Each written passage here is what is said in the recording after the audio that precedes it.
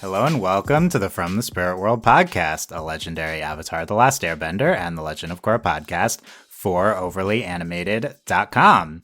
I am your host, Dylan, and today I'm joined by Mel. Are we going to add every new piece of content? So, like, an Avatar, The Last Airbender podcast, a Legend of Korra podcast, an unnamed Aang movie podcast. Yeah. Anyway, hello. I think we have to. I think that's how it's going to... the next show that comes out, we'll just add it to it. Yes, I think so. Delaney. Hey, y'all. And Ben. Hi there. So we are going to be, in this podcast, pitching our next, speaking of the next shows coming up, what will be added to the From the Spirit World intro next. So we are, what's going on here is we're going to role play, not necessarily, we're in charge of Avatar Studios, and we are going to pitch our ideas for the future direction of this upcoming Aang movie, the next Avatar series, assuming that's going to happen, and then maybe any other movies or shows that might accompany the kind of main content coming from Avatar Studios. So this is kind of like a fun speculation podcast getting into what we might see from Avatar Studios coming up in the next few years. If you want to see more of the ideas, we're going to read them here. But if you want to follow along, I think we're going to paste them in the podcast description. And then also you can check for timestamps for when we're talking about various things. Find all that at overlyanimated.com. If you're listening on YouTube, youtube.com/overlyanimated. If you missed the news, From the Spirit World is back, to whatever extent we're doing. We're figuring it out. And we were coming off of full coverage of the Netflix Avatar series. We did a recap, we did a look back review, a whole season podcast. How are we feeling now? Has anyone thought about the Netflix Avatar show at all since the podcast? Nope. I've watched a little bit of it, so... Okay, some rewatching? A little bit. Not where I'm sitting down and watching it, start to finish, but just... If I've got nothing else to watch, I'm kind of see if my opinion's changed. So okay, interesting. Any has it majorly changed? Not really. I mean, I'm still taking for what it is, which I think is a good, not great show, but I'm still happy that it got the renewal for seasons 2 and 3 because yes, I like what they're doing enough where I want to see them, finish the story. So. Yes, so we did get news of season 2 and 3 renewal there. So if you want to hear more about that, check out the whole season, look back season 2 speculation podcast to hear more of that general opinion that Ben had of the whole show. And yeah, we start to speculate on stuff like Toph coming up in season 2. So check that out. From the Spirit World stuff is at Overly Animated now, so you can search for From the Spirit World at Overly Animated and subscribe to the From the Spirit World main feed. Search for that and search for Overly Animated. You can find any of those podcasts that way. Let's start here by getting into some recent news about Avatar Studios. So we've done maybe one or two reaction podcasts. I think it was probably me, Delaney, and Allie to Avatar Studios news over the past few years. There has not been a lot of news. We've not heard a ton. So if you don't know anything about what's going on at Avatar Studios, you're going to probably be caught up pretty quickly here. But new Avatar stuff coming from Mike and Brian, heading a new studio from Nickelodeon Animation. So it is a subset of Nickelodeon Animation. The first thing coming out is a movie on Aang and friends. Older to some extent. Not confirmed. I will say there's a lot of speculative stuff out there that is treated as factual on social media. You might have heard some things which includes our pitches. maybe people will start fake posting our pitches as the fake news now. Yeah, but there's a lot of kind of fake news about Avatar Studios. So I'm gonna say what's actually been announced, and then some of we can kind of parse some of this other stuff too. But there's an Aang movie coming out. They also said there's 2 more movies. We haven't heard anything about the other 2 movies other than Originally, they were planning for 3 movies. A series has not been officially announced yet, but it's kind of been vaguely hinted at by Mike and Brian. We just have this first Aang movie. It was originally come out late 2025. It has now been pushed. This is one of the recent news, pushed to January 20th, 2026. So that is a year and a half away still from anything from Avatar Studios. Long time. Could be due to layoffs, rewrites. We've heard some rumblings of that on social media. Unfortunately, kind of general trends in the animation industry. And these big animated movies tend to be kind of reworked as they're moving. So not too unexpected there, but yeah, not coming until 2026. Anyone, I don't know, hugely disappointed by this, or kind of what we were expecting? Not shocked. The January release timeline isn't spectacular, but I guess, for a movie like this, it doesn't necessarily mean what it usually means, but... It's a good point. Traditionally, studios put their kind of worst movies earlier in the year. I think that recently that's probably not true anymore because, we've already had stuff like Dune 2 Challengers released early in the year, so I think trends have been breaking around this. I think probably this is more about like when they expect it to actually be able to be done, combined with when there's a good spot to release it, which so as of now, it will be released in theaters. Originally, all the Avatar Studios stuff was going to be Paramount Plus. Now they're saying theaters. All this could change. This date could change again. So who knows? But yeah, 2026 as of now. We also got the first casting announcements. So we can go through those. Mostly relatively unknown voice actors. Alongside the headliner, though, Dave Bautista as an currently unnamed antagonist. I hope it's just Drax. Like, it's just a character that looks just like Drax. Might be, yeah. Just a character. It just looks like Dave Bautista. That's what I like. I could see it. Could see it looking like him. Yeah. So I think people excited about Dave Bautista. Maybe we'll speculate about who he's playing in our pitches.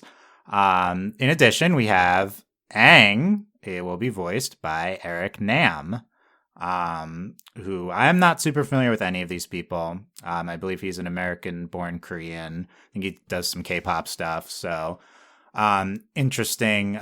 So yeah, of note, Aang not being voiced by anyone who has voiced Aang before, including adult Aang from Korra.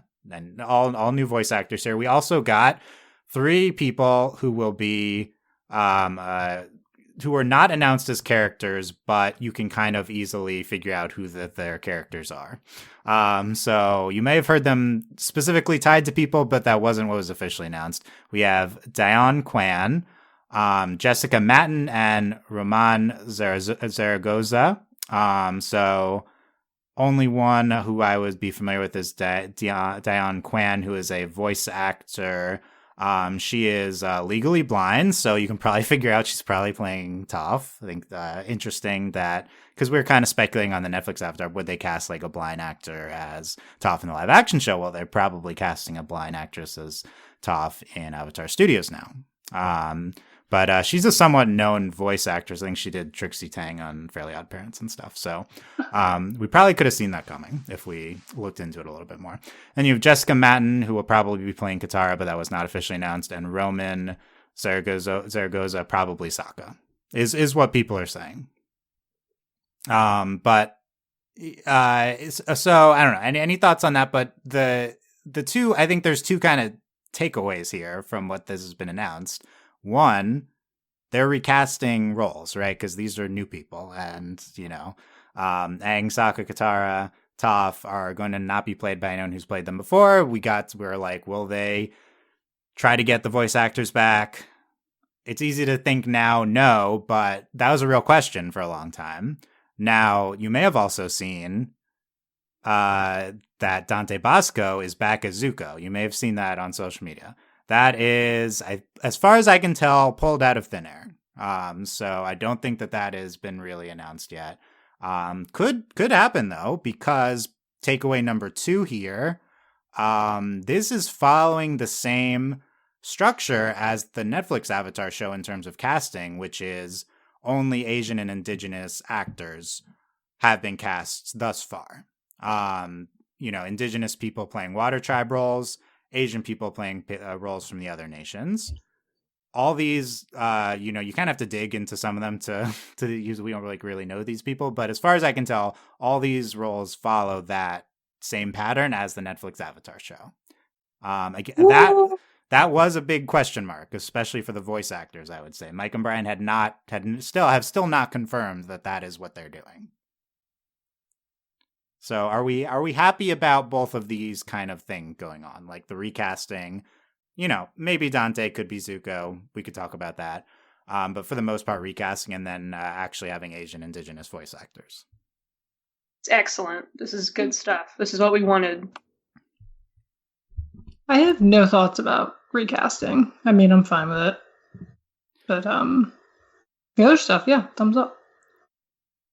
I think the main positive here, especially these are voice actors, it's not people you're going to see. It's like, oh, why should I care? The main thing is that this is a lot of roles for Asian and indigenous actors who would not typically be getting these voice roles. And these are characters who are kind of based off of those nationalities from the character. The characters aren't exactly like Asian, but they're based on Asian cultures. So it's creating a lot of opportunities for actors who wouldn't typically. So that's kind of the practical reason to be happy about this. I'm kind of happy that we're not recasting. I was worried about this. It's like a big new venture, Avatar Studios, that they're going to spend a ton of money on. Like maybe there would be pressure to get the familiar voices, but it seems like not. Now, of course, the biggest reason not to recast people is that the vast majority of the main roles in Avatar and Korra are like white people. So if you're going to follow the only Asian indigenous pattern, you can't really recast those people except for cases like Dante Basco is Zuko. Do we want to see that happen? We saw Dante back as General Iroh and Korra.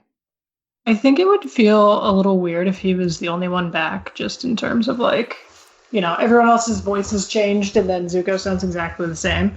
Yeah. Especially since when we do see actual Zuko in Korra, he's got a different voice actor at that point. Yes. Yeah. Considering we've only ever seen Dante kind of do one voice, I think that would be weird if Zuko sounded the same and everyone sounded different. It's still weird, when Iroh, was he Iroh the third, Iroh the second? Oh yeah, literally looks and sounds exactly like. Literally starts talking. It's just Zuko. I can't handle it. We can't do this again. Yeah, Ben, what were you gonna say? The only thing I'll say is correct me if I'm wrong. Zuko was the oldest of the group in Avatar, so.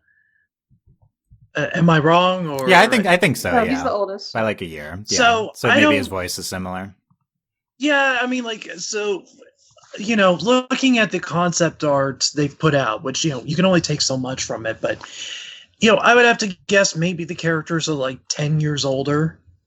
So, someone like Aang, obviously his voice is going to change drastically, but Zuko's may not. So.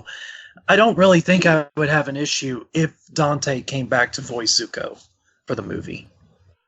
Yeah, a lot of people would be excited. Okay, I will say I don't believe there's been official concept art released unless I'm misremembering something. So I have the image down in the outline. This is from Korra times. This was promotional art. This was Comic-Con and that would be the image associated. And then I think there's a lot of stuff that's been released with this, right? And I don't think they've officially there's not been any art released. There's been a lot of then people have said oh, these definitely adult versions of the characters. Again, I don't think that's been confirmed. They could be late teenagers. They could be early 20s. We really don't know. A lot of these people that we mentioned who've been cast are older. So maybe we're talking, at least minimum late 20s. I think that's reasonable. But yeah, I mean, there's a lot of when I pitch this. Well, I think it's fine. So the thing is, it's not confirmed what age they are. So we have no idea. The pitch could be Aang is 16. That could be. I think because an adult person is playing him, but adults voice kids all the time. Mm-hmm. But yeah, so also, I will they say could be looking at longevity too. Let's say the movie's for the 16. Well, there's 2 other movies. Yeah, true. And we don't know if the next movies will follow the same characters. There's a lot we don't know. Anyway, there's a lot of information out there that people are assuming things, and it's like some of it's reasonable. It just hasn't been officially announced. That's what I'll say. Also, people just like making stuff up about Avatar, like straight up. They've been doing that for years. They just like making stuff up. Yeah. Well, it's we did that too. It's true. We do. It's true. We were part of the problem. We had a real source who actually released real not information. That's not what I'm talking about. But then we also trolled at times. Yeah. So you know, I don't think these people. I don't know. There's the one big Avatar news account. I don't even remember Avatar News, whatever. And I think they stopped posting now. Some of the stuff they posted was true, but most of it was not true. Anyway, okay, we don't need to get into more. Well, it's like a broken clock twice a day. Yes. Situation. Yeah. The only other thing here is high level. Avatar Studios is at Nickelodeon, which rolls up to the company that's now called Paramount. It was previously called Viacom CBS. At times they were split. Now it's called Paramount. In business news, Paramount is probably going to be sold. So the only reason it's worth mentioning is just there's a high time of uncertainty for, I think, Avatar Studios. I'm worried that, corporate restructuring, the new boss isn't going to feel the same way about Avatar Studios. So we're kind of crossing our fingers here. The industry's in shambles right now. Yeah. Yep. Current rumors are a merger with Skydance or a sale to Sony are the 2 biggest Paramount rumors. I think a sale to Sony would be the best thing because it would probably mean Avatar would live.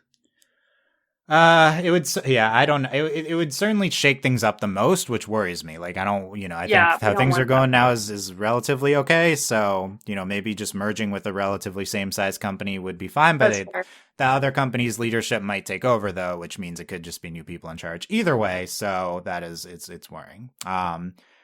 So I think, I think one thing that might make me feel better about Avatar Studios' future, even if Paramount gets sold or mergers with another company or whatever, is the success of the Netflix show. Yeah, true. So I think, let's say Sony does buy them. Sony's going to say, hey, there's still clearly an audience for Avatar. Let's let them cook, see what they come up with and how successful it could be. So let Mike and Brian cook, please.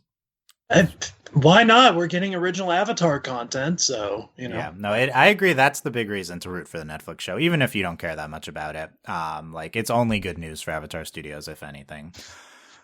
And Avatar in theory is a big property, and a lot of these execs want their big properties making content about that. So I would be surprised if they just canned it completely, and I think this movie will happen no matter what. I think you have to be concerned about there's going to be 20 Avatar shows and movies coming out. I mean, even like Star Wars, which originally I think Avatar Studios was based on the projected future of Star Wars. The Star Wars stuff, there's way less shows and movies now than they were originally intending. So, and Avatar's a smaller franchise than that. So I guess that's kind of the thing about we're going to pitch a bunch of stuff. Most of this is probably not going to happen. We'll pitch the movie at least. Hopefully there will be an Avatar series, but honestly, who knows if we'll even get that? It's kind of depressing, but that's, I think, a big thing that most of us want from Avatar Studios, even more so than an Aang movie. Yes. So, look, we're at a time right now where it's still limitless possibilities for Avatar Studios, so why not use this time to speculate, and then we'll hope for the best for the future. Maybe maybe these types of shows and movies could happen. Okay, yeah, and that's what I was gonna say in the last bullet. Any other thoughts on any of this news or Avatar Studios in general? Prayers. Thoughts and prayers. Let them cook. Yes, definitely hope so. And hopefully we will hear more. I will say all this information is as of early June 2024. So listening in the future might be outdated. But now we are going to get into the pitch meeting here. So here's the scene. Mike and Brian called us up. They called from the spirit world. They said, hey guys, we don't know what to do for the future. We need you to come in and give us a bunch of ideas as the biggest Avatar fans out there. for what might be coming up for Avatar Studios. Again, we have 3 categories here. The Aang movie, because we don't have a description yet. You may have heard some descriptions. I don't know. But there's no real information on what it's about. We have no idea. The next Avatar show, probably the Earth Avatar after Korra. And then other types of kind of spin-off shows or movies, those types of things. So we're in a room here. We're Mike and Brian are counting on us. Not allowed to leave until we have until we have 20 No pitches. pressure. We're not leaving. No pressure. Yeah. Also mention Steve On is the head of story at Avatar Studios at least as of before. So he was on Korra. We're giving our pitches here to the big wigs. So let's start going around the horn, and let's give our ideas for what should this Aang movie be about. And if you're more interested in kind of these higher concept ideas that are coming later, I am too, honestly. Like, I think this gets more interesting as it goes along. So stay tuned. This was my least favorite of my pitches. Yeah, I think it's fair. It's fair. My favorite title. Okay, that's good. So I did get a peek at Ben's ideas before. I only saw the first one, but Ben, we have the exact same idea for the movie. Oh my god! Oh jeez. So I think that's I texted Dylan, both and I post it was without like- your names, and let's guess who's who. yeah. Well, Here we that'd go. be That's fun. what we should do. Okay, So here, I want to see if either Delaney or Mel have the same idea. So let's have let's have Mel go first. It'd be very funny if 3 of us had the same idea for the movie. There's only so many things this can be about. Okay. So Mel's going to post in the doc. Only we can see, but you can check the podcast description for the text of the ideas and read along if you would like. And so take it away, Mel. Oh my god! Hold on. drum roll for the page. I was ready to. I did Command V and it didn't go. There we go. Oh, boy. Oh man, okay, I like Delaney- the title. It's good. Okay. It's not a real title, but Well, my titles. I was just spitballing. Do you want me to read it out or? Well, yeah, read it. You can read it out if you want. You can add more context way more or detail whatever, than I- however you want to present it to us. And All right, so Read the title. It's pitch important. number 1, Bloodbenders 2, Full Moon Boogaloo.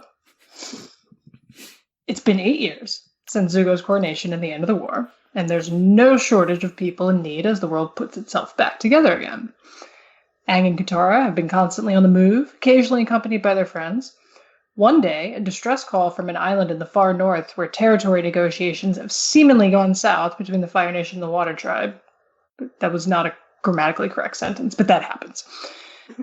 The Fire Nation soldiers have attacked the Water Tribe there, threatening to ignite simmering frustrations.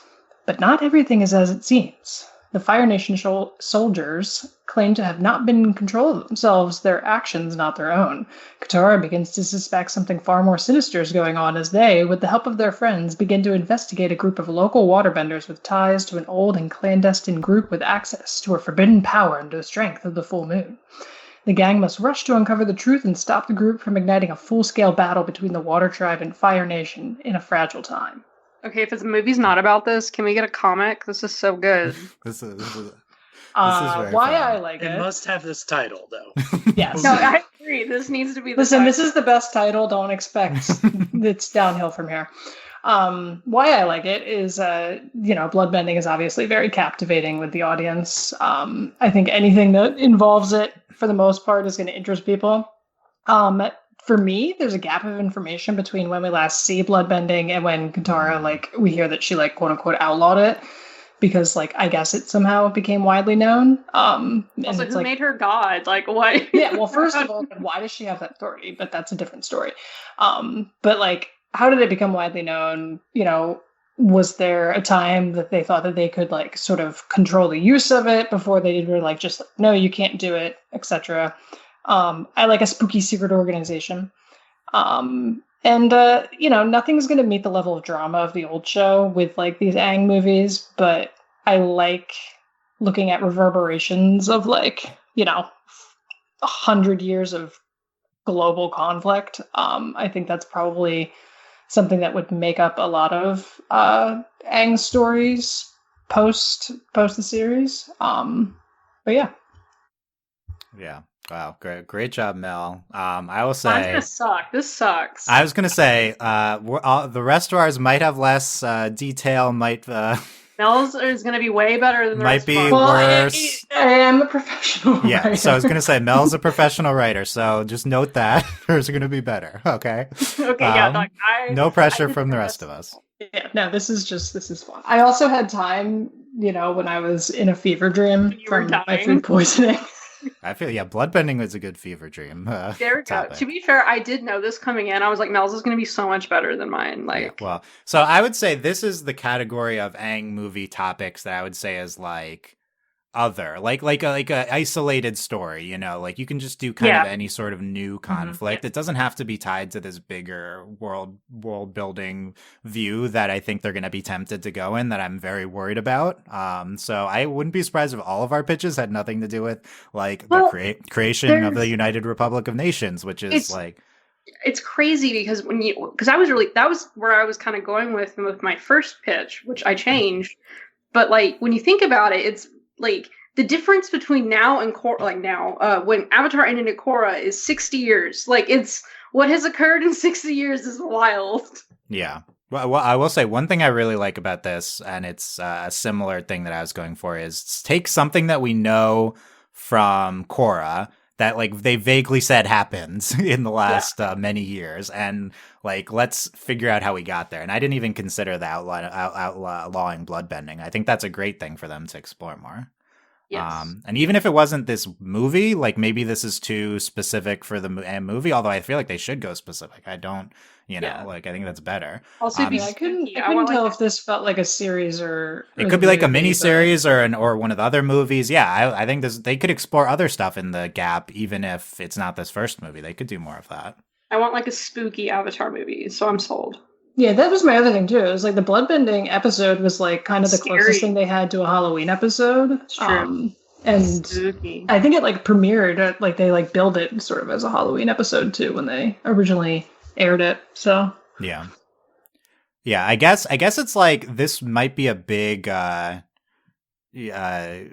like endeavor for them for the first movie. Like this might be too out there, I guess. This is too good. Smells like it's too good. Yeah, I don't know. I'm wondering, but at the same time, like there's no like one obvious story to go here. That's what's so intriguing about the Aang movie. It's like we really don't know exactly. And this pitch does incorporate just like they're trying to build the global harmony back up after the time of war, and so something involving that being threatened, I think. And I think some of the Aang comics have also maybe gotten into that a little bit. I was about to say that's the thing. All of the Aang comics, that's what they're getting into. Yeah. And I think that's also my question is, are they going to adapt a story from the comics? I hope not. I would assume not. I would take, pieces of it for sure, but I hope I don't want to I'm good without adapting the comics. Cool. Because there's a lot. We're at the point now where there's a lot of Avatar comics. Go ahead, Ben. Concepts from the comics are good. Like, we could see, there's a chance we could see in this movie, like, the first group of air acolytes, but, or something like that. But, I agree. I don't want, I don't want any of the comic stories directly, like, adapted for the movie. So, or anything they do.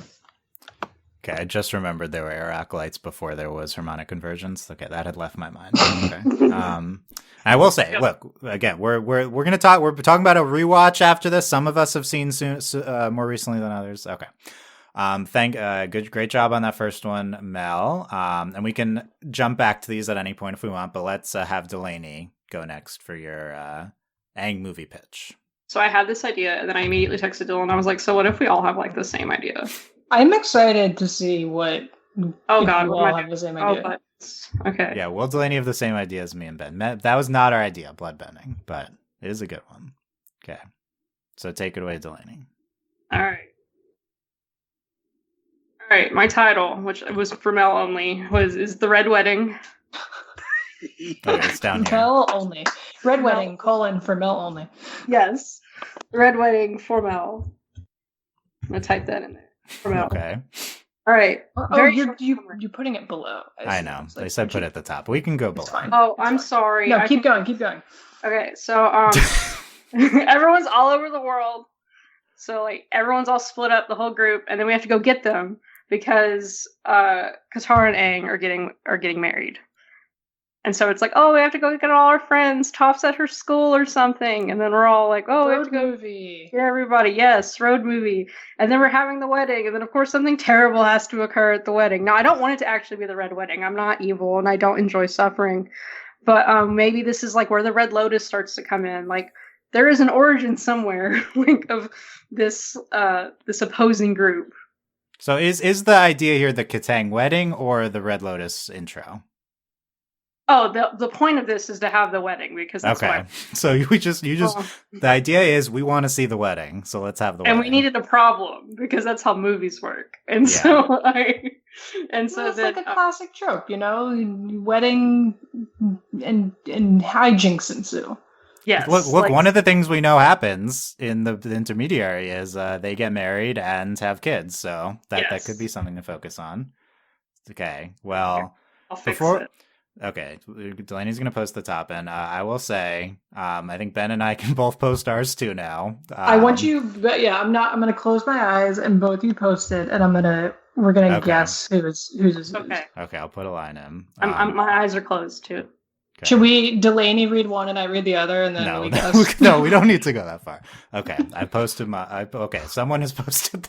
Hold I on. Okay, can't well now I know Dylan. Oh wow, okay. Ben so, also yes. posts yours. So look, Delaney, Red Lotus origins. I don't think it's an obvious thing to focus on, but three of us have gotten that idea. This is incredible. So there you go. Yeah. So I'll do mine as Ben posts his as well. I have some different Mine's specifics. Wait, here. you also? Oh, yours at the bottom. Okay, posted. You also posted about the wedding getting interrupted. So Delaney, yeah, I feel like we may have said this on Discord or something. I said Katang wedding, so maybe this was incepted into our minds. Okay. Okay, so all three of our ideas are here. We're so original, guys. Delaney. I'll read mine, then Ben. Or no, Ben, you do yours first, okay? Okay, and actually, I was gonna mention it wasn't in my points, but you have my thought on Dave Bautista. So, but the Red Lotus blooms. So, I to me the idea of this movie would be like, it's the early days of the United Republic of Nations. We could see like, I guess an early version of Republic City, if that's a thing. Depending on when the movie takes place. But I think in this movie, we could see that splintering of the White Lotus begin. And the gang's going to go up against some of those, deserters, I guess, of the White Lotus. And that is what ultimately leads to the formation of the Red Lotus. And I could so see Dave Bautista as being like Zahir's dad or something. I do feel like that's kind of like the vibe, right? And maybe it's because Zahir looks like Dave Bautista a little bit. But Maybe that's why they were Yeah. like, we have to cast Dave Bautista. Like they were like, we have to do this. Yeah, well, I believe Zahir's he was voiced by a wrestler, and Dave Bautista is a former wrestler, so Yes, I think that's that checks. I'm out. going to check that really quick on Zahir. Yeah, Henry Rollins. but- Yep. So But yeah, I like this idea because kind of like not a wrestler. Seems like okay. Go ahead. okay. Well, I like this idea. I mean, kind of like with how what's the connection with like bloodbending? How Katara got it outlawed, but I think how the Red Lotus forms and why they split off from the White Lotus. Why were they going after the Avatar? What's their motivations? I mean, that's a very big a big plot thread that we have not really had connected from, Aang's time to when we finally meet them in season 3 of Korra. So I think this movie is a good opportunity to create that thread between the two. Can I ask you a question? Yes. So, you said like they splinter from the White Lotus, which I think is brilliant. Did they say that's what happened? That's canon. Yeah.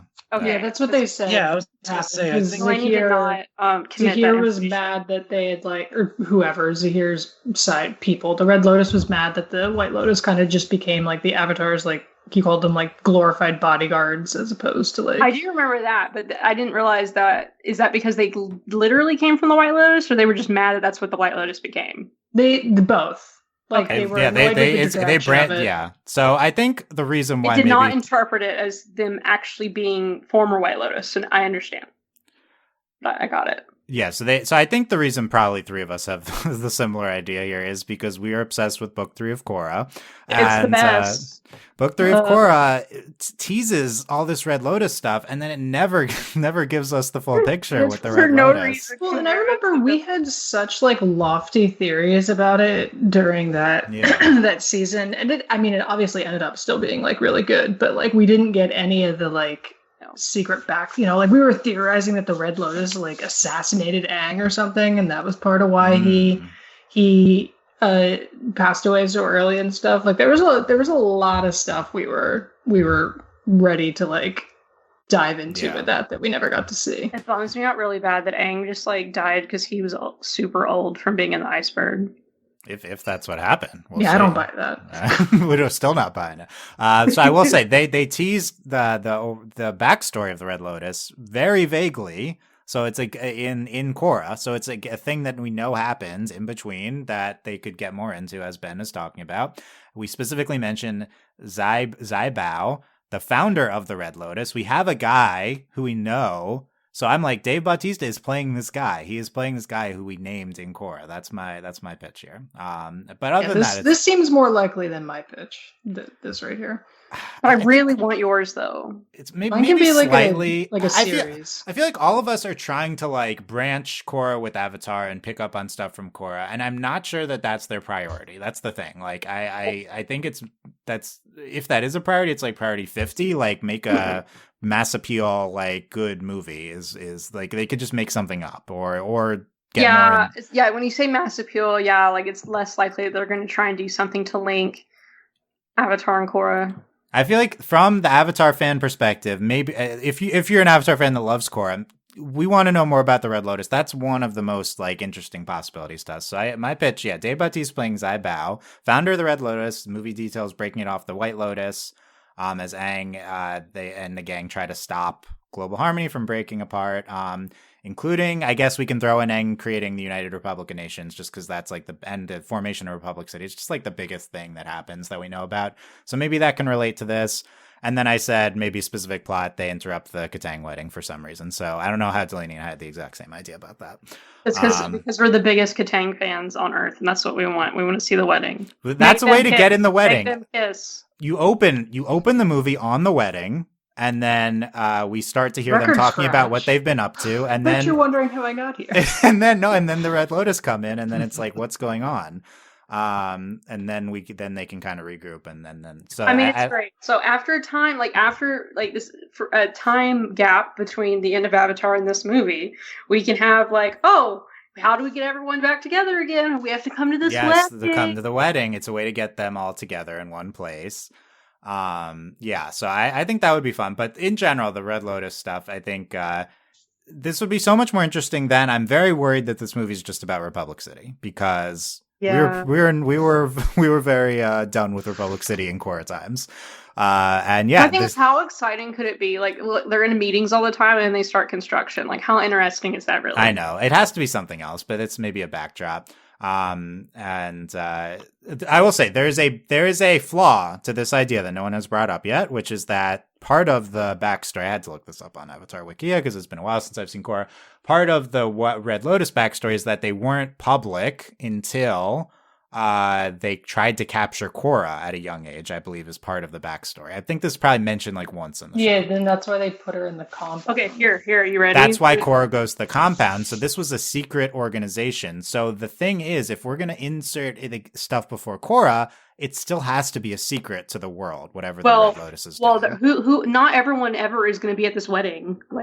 So maybe it's a private event. Yeah, it's a private event, and then it would kind of be if the Avatar is getting married. It kind of be the. I know. Be I feel like everyone has to be invited. Or okay, maybe they're at the wedding. It's the wedding, and then something really weird happens, and they keep it a secret, and then they have to go on this like deep investigation into like discovering the secret organization. Do they pause it? Is the wedding interrupted? Do we have to come back at the end to? And then that's the last scene. Oh, that would be great. Are they going to do an Aladdin 3 when it comes to the wedding? Yes, that's exactly what I was thinking of. You know that I like that movie a lot.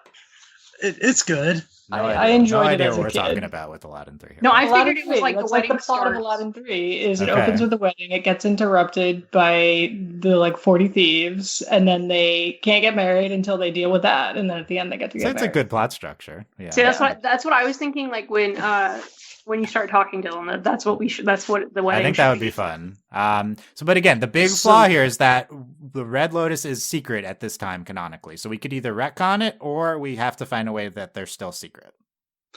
I think I figured out how to fix that. So maybe the ones who splinter off the White Lotus are trying to cause mayhem around the different nations, or at least the efforts of building the United Republic of Nations. So the gang thwarts them publicly, but they're not able to capture them, at least maybe not Jai Bao and a few of them. So they decide, okay, we have to go into hiding. We have to, plot our next moves in secret, and that's how the Red Lotus forms. Look, they don't have TV or cell phones. They can keep stuff secret. It's not that hard. Yeah, so I guess Ben saying maybe something involving the White Lotus was public, but not the actual Red Lotus yet. So maybe it's super early on, and the group hasn't even formed yet. So that would be interesting. And I think the other thing that's appealing about this White Lotus, super intriguing stuff in Avatar that again is not developed a ton, right? And then we reference it in Korra, but they still don't get into it. Oh my god, what if it's this, but instead of it being the wedding, it's Iroh's funeral? Oh, that's a different vibe. Well, I think one of the appeals to this idea also is you can get Iroh involved in some capacity. But yeah, that is true. Iroh's pretty old at the end of Avatar, so it's interesting. I think I'll say really, if they somehow bring Iroh back, I mean, obviously I'm for for the recasting they've done, getting ethnically correct casting, I'm all for that, but I would be sad if they did not get Greg Baldwin back to play Iroh, if he's in the movie at all. Yeah, you would think that would be one of the more likely ones, but yeah, it'll be interesting. That's the type of thing. How would they handle that? No, it's okay. When inevitably we get a Korra movie or something, obviously I want good casting, but J.K. Simmons is Tenzin.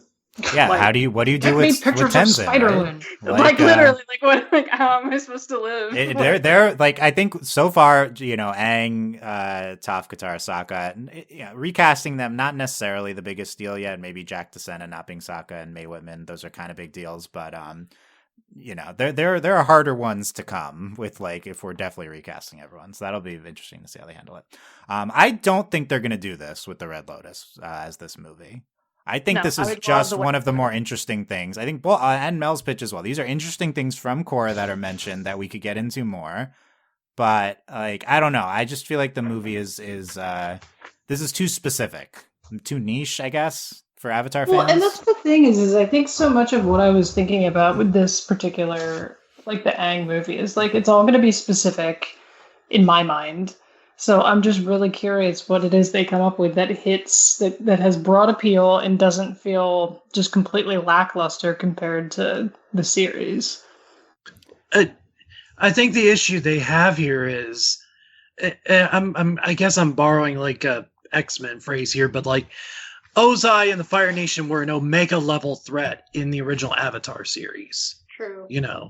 So for the movie, they basically have two ways they can go.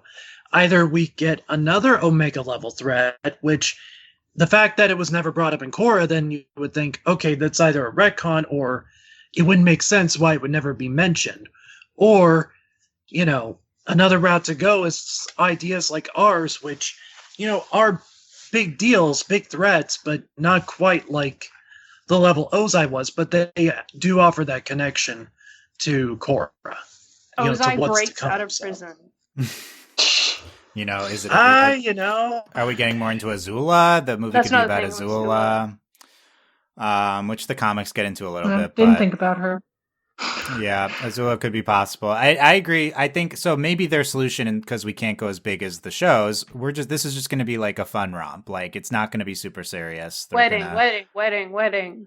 Yeah, I mean, I think probably more of an action adventure thing than a wedding, unfortunately. But maybe it could start. You can have that be a set piece somewhere. But maybe like it's not. It doesn't need to be such a huge stakes type of thing. And the mass appeal is Avatar's super popular. Everyone wants to see older Aang and everyone.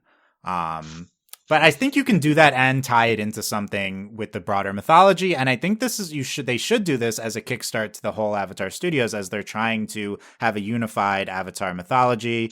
Mike and Brandon mentioned on the Official Avatar podcast, they have a specific person and people controlling the Avatar canon throughout all of the shows like that. They have this in place. So like it's a priority to build up the broader Avatar mythology. So let's pull something that is in play, like we don't need to have it be so either insignificant or on the other end, just focus like on just Republic City, which as much as I'm afraid of it, there's no movie there with like the formation of Republic City without something else going on. So we could start to seed in what we get in book 4 and book 2 is the kind of like the breakdown with the spirit world. Breakdown with the Spirit World, that would be another really interesting one. I think that's a great one too. Spirit World related. I would like to see that. I think the most specific plot, as I'm trying to find the thing that'll piss me off the most, is the formation of the triad groups in Republic City. Like I think that's a specific plot. So like, let's not do that. No, Dylan. We're gonna do like the first pro bending match. The origins of pro bending movie. Yeah, that. I mean, honestly, I thought you were gonna say Prohibition. Aang and Sokka are like, we're going to invent a sport. I want to do Challengers the movie, but with pro bending. That would be incredible. It would be incredible. I want to change my pitch. Like they could do a pro betting movie, like if it's not the first one though. Like no, that that's actually not would be interesting movie. to see them do a sort of sports movie. I'm gonna get into this with some of my other stuff, but like different genres of Avatar world. Like let's do it. Let's do. I want a school movie. We'll I don't see. care who's at school, but we're going to school. Well, Delaney, we have category 3. Maybe people will pitch these things. Okay. Okay. Someone said Prohibition, so now I'm thinking like Lackadaisy meets Avatar. Have anybody seen Lackadaisy? I haven't seen it, but I know what it is. Yeah. Yeah, I mean that's so time. I mean, I don't want to start getting. A lot of my ideas coming up are very based on this technology timeline thing. So Korra's taking place in the 20s. So I guess we're up a little bit. I guess we're doing. We would have done Prohibition type stuff, but we could do more stuff in Korra time. So anyway, but next category. Any last thoughts on the Aang movie right now? Next category. This is all very broad. I think very tough to pin down. I'm interested is. Here's what I wrote specifically. Ideas for the next main series on a future Avatar, probably the next Earth Avatar after Korra, but could be any future Avatar. So we'll see if we all pitch about the Earth Avatar after Korra. They did Aang and then they did Korra sequential avatars. In theory, they're going to do the next Avatar after Korra, but they don't have to. And then you start look at the technology timeline. Things could get interesting here, but I don't want to force us to in that direction. iPhones. Oh yeah, no. Avatars on TikTok. We introduced the alliance rings from Ladybug. No, there's the wrong audience for that, Delaney. But yeah, I agree. They sell Ladybug ice cream at my convenience store. Oh yeah, you sent us a picture. Let's talk more about that. Okay, let's wrong audience. But this is great. Who wants to go first about their Avatar series, the next Avatar series? Me. Delaney. Okay, Delaney, you go first. You post it at the top here, and tell us what you're thinking for the next Avatar. Yeah, post at the top. You got mad at me. Yes, I got that part. Sorry, I'm dumb. I was like, what's she talking about? I don't see anything. Because I'm stupid. Here we go. I'm really bad at following directions. Avatar. All right.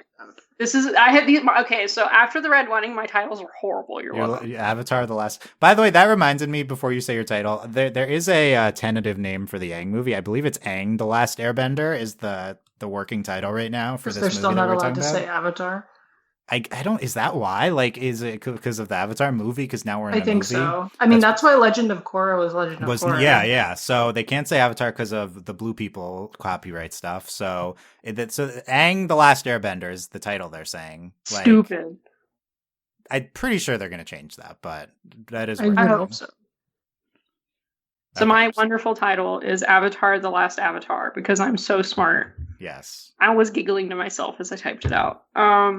So this one is, so it could be the next Earth Avatar, or it could be as far into the future as necessary.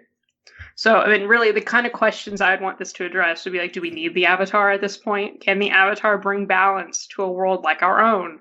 With, all the issues we have. Like, all right, cool, we had 100 years war, but like now we have other problems like capitalism. What can we do about this? You guys invented capitalism, and now we have to deal with it. Now we have to deal with it. So, like, complex issues, yes. So complex issues like industrialization, inequality in the society with benders and non-benders. So like, what I like about this, it's a more modern take. And what I really like about this is it'd be less villain focused, and so it's kind of like the natural progression after Zahir. Zahir brings up a lot of good questions and issues that are like they are important, like who we need to deal with some things. And so instead of there being like a big bad, this is we have other problems. We now need to fight society, and then also and. I did bring it up a minute ago, is, after the spirit world focus, this would be the natural progression. Like, we are actively damaging the planet with the industrialization. They have climate change in the Avatar. Yeah, we have climate change. We had book 2 and we had book 4 where we just straight up blew everything up. So, because Kuvira was like, I'm going to set off an atomic bomb in the middle. Do you remember when Kuvira invented like atomic weapons? Right? Crazy stuff. Kuvira was Oppenheimer of this world. Yeah. So that's my pitch, is this more modern, like general issue kind of deal, as opposed to there's a big bad. I am into this. Mine is somewhat similar, so I would be interested to compare. Yeah, I think okay. Yeah, I think a lot of ours probably will focus on the modernness of it. So I think we can start to talk about this. And I will say, this is a general pitch, but that's kind of how these types of meetings could work. You can pitch kind of more concepts, or you can pitch specific type of thing. Both valid here. But how do we feel about, like, how would Avatar tackle our world in general? Like, would a being who can like deal all the elements, would they really do much? I like Delaney. What I like about your pitch is like it's focused on the concept of the Avatar. It's not just about like this show, this series. It's like they're kind of dealing with the very core of what the Avatar mythology is about. Like we have like this divine being who is spirit and human and has control over all the natural elements, and people in general like look to the Avatar, and it's like, well, do we that really is one thing the Avatar has going for them, is that they're like kind of a god. It's kind of hard to argue with. Yes, but then like when we're in like Korra, like, so I mean Korra stopped Kuvira, but there's a lot of issues, and Korra kind of gets into this a little bit, is like normal people are like, well, what are you gonna do for me? Mm-hmm. Like, what's you being the Avatar? I have to, like, do I care? Like, yes, the Avatar was the only person who could stop Ozai. Or, granted, Aang had help. Same with Korra. Like, okay, well, like, so what? And it is interesting thinking about that, though, too, right? Because, like, again, going back to Kuvira inventing a nuke, like, when that happened, like, there was a very poignant moment where, Korra steps in and like deals with it and, blows a hole in the fabric of reality or whatever. Yeah. But like, there's that shot of Kuvira kind of standing beneath her and kind of seeing like the difference between her and the Avatar at that point, and like sort of just like what all that power kind of means. And it's like, again, another situation where, like it was only the Avatar who could have stopped that. And that was like a much more modern problem than by our, sort of relative definition than like what was going on with Ozai. Like, it's kind of like, honestly, with an approach like this, is I'm kind of thinking of like Superman comics. Like, there are a lot of issues that Superman has to deal with, because like Superman's really cool and really nice, but like there are actual people who come from Krypton who are not nice, and they have the same powers as Superman. And so we could, like, I'm sure one of you has an evil Avatar take. It's out there. I know it is. Oh, I forgot about that. We smell talked about that before. I forgot about that. The no villains, right? I'm like, Yeah. did they feel constrained by villains in Korra? That's what I was kind of thinking about. Like, Well, it's like Amon. Like, that was another really, like, that whole they story. did really interesting things with villains and Zahir and stuff, but like, would they have preferred to do book 4 without Kuvira? Like, is it more about the ideas, or is it more about her? I don't know. Because Korra is so different already from Right. Avatar and its structure. Well, it's like Amon and Zahir were very much more like these villains of like this cult of personality. And then, I mean, Unalaq, you're not really like, he just, it was more, you were fighting Vatu. I guess that's a villain too. So I don't, that's it. So what, Delaney, what genre would this show be? Would it not be an action adventure show anymore? Would it be more of like a serious drama? Yeah, I think so. It'd be maybe almost like a political... Like a political drama. Like a political drama. That would be interesting. I think it's hard to see the next... We can still have fights, though. Like, it can be both. Well, people still fight, and... You could just change the tone, and like it could still be like action adventure-ish. There could still be action, but it could be more kind of... I'm kind of imagining a little bit kind of like the tone of G-Witch. Like in season... Yeah, that's a good example of like a show that has a lot of like...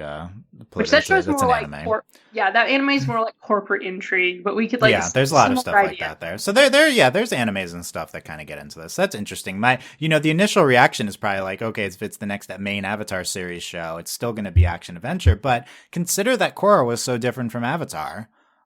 So they have already kind of switched things up a lot. Avatar, this one big travel show, one story. Korra, segmented individual plots, a lot heavier stuff going on. Like, would this Avatar in the modern age have an animal companion? Yes, we have to have the animal companion. I mean, I agree with you. Oh, I get it. Adopted it from the shelter. Yeah. But I mean, like, what if this... Maybe we have like a genetically modified... Get into that, yeah. It's like a cloned animal.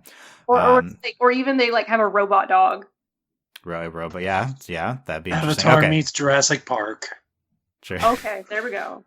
Spirits, Jurassic Park. Okay, let's continue these ideas. I think the modernness will permeate throughout most of ours, probably. Mel, why don't you give us your pitch next? Yes, let's compare Mel's really good pitch to my like. Thank you for formatting. No. Forgot to put my name. Don't worry, we all know it's you. Less interesting title, but it's more vibes title, which I call the YA anti-nationalist hero Avatar. Good stuff. It's been 2 generations of Avatars since the time of Korra. Republic City has flourished. Borders between nations have been... I used flourish twice. Have been flourished. You just really like that word. Places of flourishing immigration. Our hero is one such child of a blended family, the daughter of a parent half air nomad, half Earth Kingdom, while the other is Fire Nation. They see themselves as a child of multiple cultures with seemingly no bending to speak of, until one day they produce an unnatural gust of wind. Their own air nomad family is delighted, ready to bring the MC into their world and help them embrace their air nomad identity. But then in a moment of frustration, they firebend. It becomes clear they are the Avatar. The air nomads insist that they belong to them as the avatar of the air portion of the cycle. Drama. But they've known little of that world and love their life in Republic City as it is, a diverse and vibrant place. In a panic, they flee responsibilities and labels and head into the wilds of the Earth Kingdom, where they can be free of... It's funny because the word responsibilities appears right above itself. Yes. Be free of their responsibilities. And all the world is trying to put on them until they run into a problem only the Avatar can solve, and with the help of the friends they made along the way, forthcoming, they work to forge their own path as the Avatar and define what being the Avatar in a modern world means. Why I like it, ever since they introduced characters like Mako and Bolin with different bending abilities in the same family, or Asami, who's like ethnically Fire Nation but born in the Republic City with no bending at all, it got me thinking about how elemental identity and nationalism kind of coexist in the Avatar universe, and the rules of the Avatar spirit seem to abide by it. But what happens in another generation when you have people with bits of all nations in their family tree, and, are they excluded from being the Avatar? Do they have to make a choice about how they identify in daily life? Would they be expected by their personal, the governments of those nations to sort of adhere to that identity. I also like the parallels it allows with personal identity versus perception, which I think is an important topic. How does the Avatar world deal with changing definitions when so much of the world is built on these identities? And I also, much like Delaney's, like the idea of a less action-oriented story. Wouldn't be devoid of action, but more interesting to follow a character-centric story, I think. Why do they put my name at the end? This concept. Finn. Yeah, I love this. I my first reaction is like, I feel like this is what they were interested in Korra. Like, I feel like this feels like a natural next step for exactly like you said, the type of stuff with Mako Bolin and Republic City.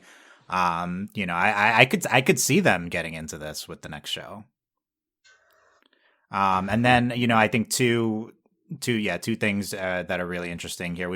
I think we've talked about this with like the Avatar goes to the next nation. Well, in Korra, what does that mean exactly? So like literally the mechanics of the mythology, what does that mean? So I think that and it's not necessarily nation, quote unquote. It's like the element, right? The elements in the cycle. Well, but then it matters more the is it like what you can bend or what your nationality is? I think, and we never really got into that, but the question is a natural question that resulted from Legend of Korra. So it's like one, the actual mythology, how does it work? Two, the politics of the world, how would it work? And I like that part. It's like who would claim the Avatar? Because like even in Korra, Korra still like belongs to the Water Tribe in the beginning. So I think that's really interesting. Yeah, you could totally see that changing in the next Avatar cycle. That it's if there's just multinational cities, it's less of the Avatar belonging to one nation. And how would that affect Avatar search? Like do we have to search everyone in the world if everyone has like DNA from every nationality now? Yeah, I think this stuff's super interesting and definitely feels like a natural extension of Korra. Do it, Paramount. You won't do it. I agree. I feel like it's more realistic than some of the other kind of high concept things. But I mean, I feel like Mike and Brian are interested in this. Like I'm convinced from Korra that they're interested in this. So like this probably applies to Manta too, and maybe like this could just be an aspect too of like a broader show. Like you can pull various kind of aspects because it's like I'm like. When we're coming up with these ideas, it's Korra. The show Korra wasn't just like one thing, like there wasn't like a shtick. Like so, it's interesting that we're having to pitch a show. It's like, what was the pitch for Korra? I guess it was like Republic City and stuff. But then they go in so many different directions. I also like the idea of like this is kind of like a foil to Aang and Korra, like as opposed to an isolated Avatar. Aang grew up among the air nomads and then ran away and then was in the iceberg for 100 years. Korra grew up on a compound on the South Pole. And so I think I like this, this a more worldly Avatar. Like, maybe like they're like street smart, and and then of course, but this crisis of identity. Yeah, I think it's really interesting. Mel, your ideas are so good. I hate you. Great job, Mel. A+. Great, yes. So we'll see if we come back to more. Ben, do you want to go next here?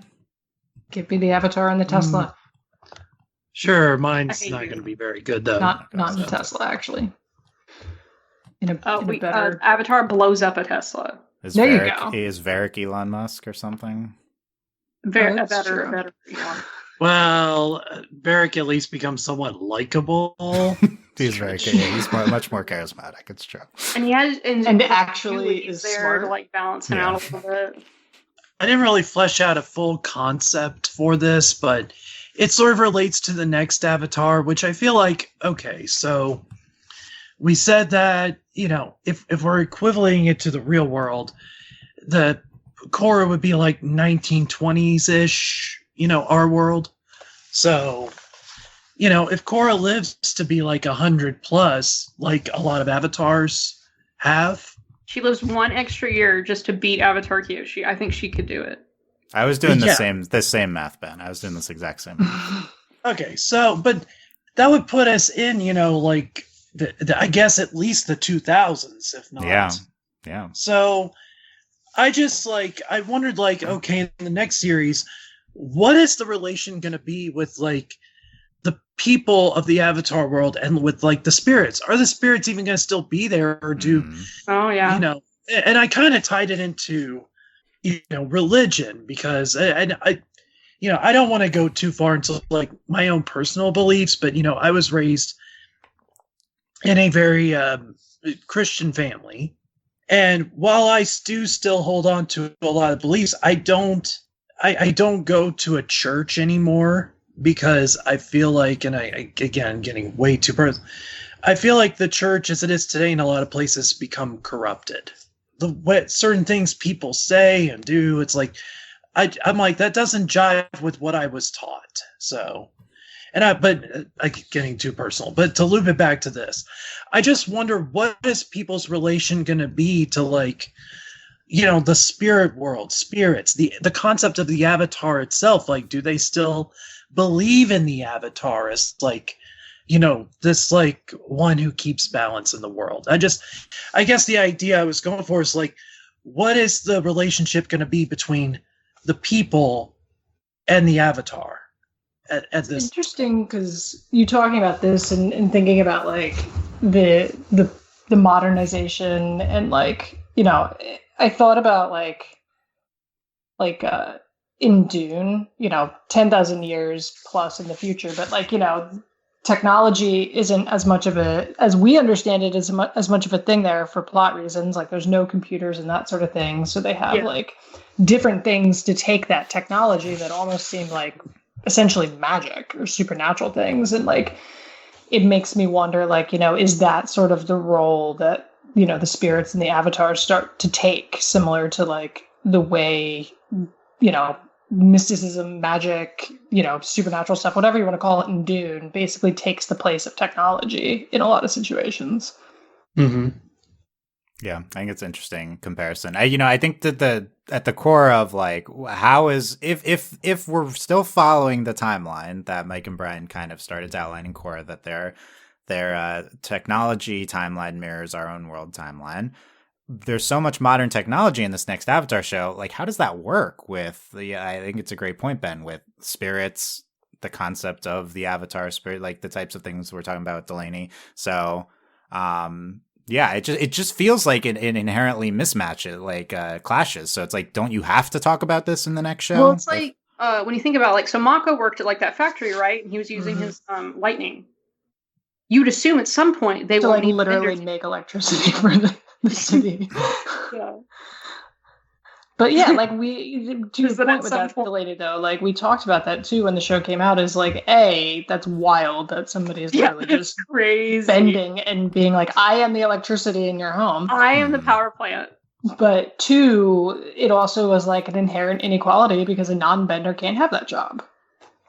Yeah. Which was also another interesting part. But as we get more and more removed from like, needing the Avatar, Ben's right. Like, are people still going to care? Like, this is very fundamental to like this universe. It's this like godlike figure. Yeah. So apologies if I got too personal, but that was just like, good. It was heavy on my mind when I was thinking about it. It's like, what would it be like, in our own world? Because it's a fair enough comparison to where absolutely it's going to line up with. So yeah, Aang, very much Aang is like this messiah savior figure, like to end this 100-year war. Well, and the Avatar itself is just literally it's literally essentially like a deity of sorts. Well, he's literally Jesus. Like Rava's like in him. Oh, Rava. I thought you said Rob. I was like, who? Rava. Yeah, Rob. Yeah. Rob. Will we mention Rava and Vatu again? We'll see. You're welcome. I was going to say, Probably tell you what has not come up. Yeah, right. Yeah. I doubt movie, guys, they'll the be in our movie, pitches. Movie Rava and Vatu.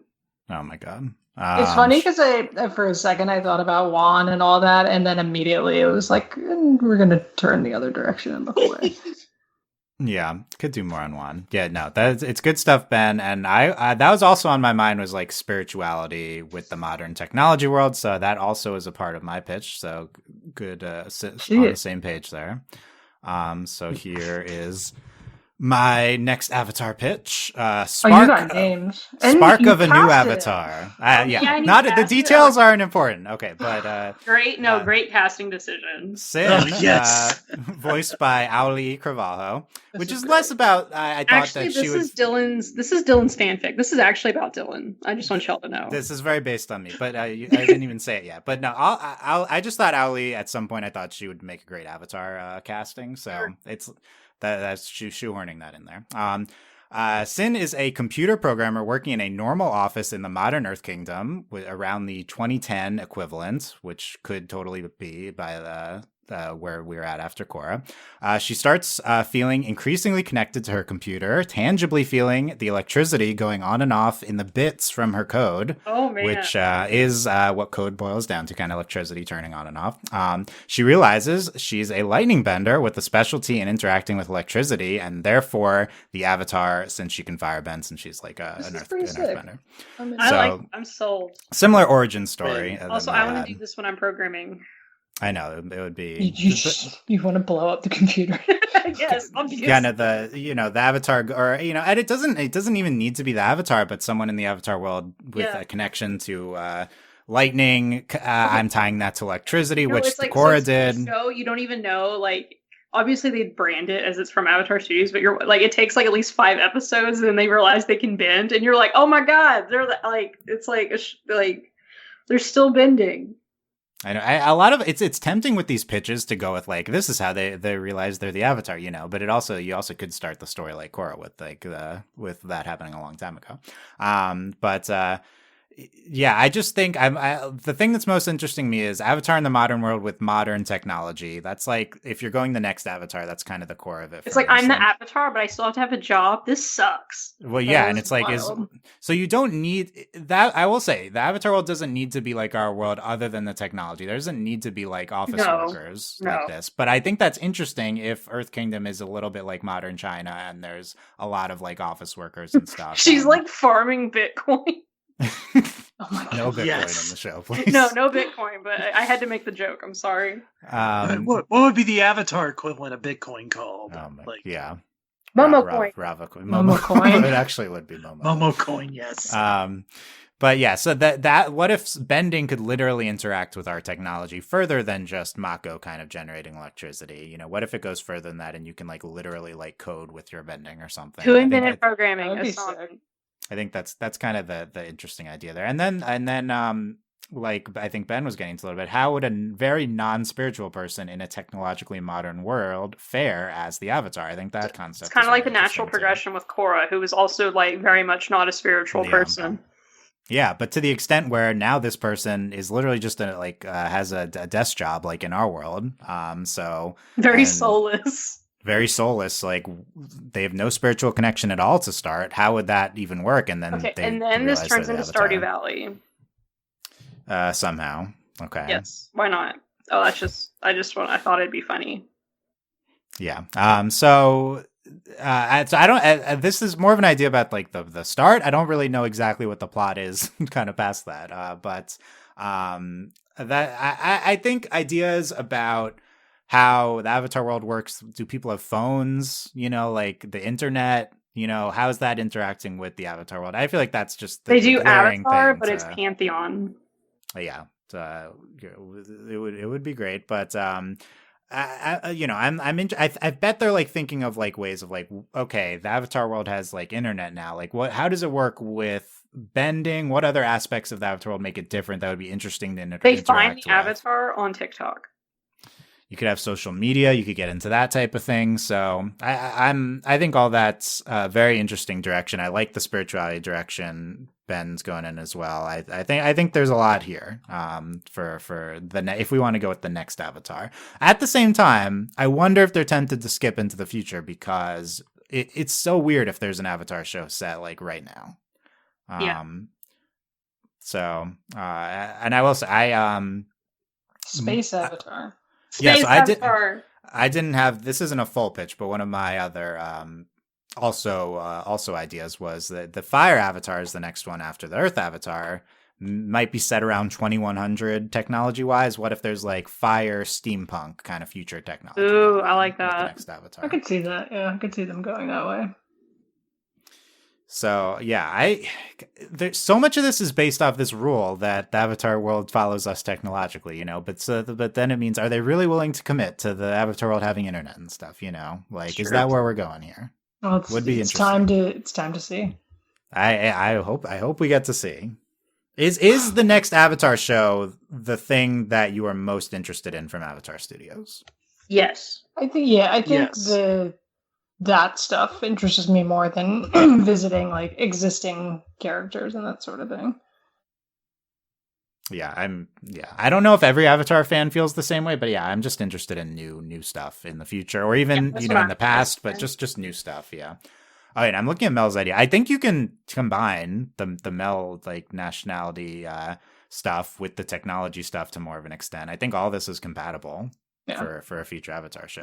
Here's all of our ideas. Make I was it gonna say, I think you could mush all our ideas together. I think so. I think that would be and cast Ollie. Yes, she was just the head of a part of Disney it. show. So, but yeah. So there you go. Does anyone else have a second future Avatar pitch? Because I said you could have up to 2.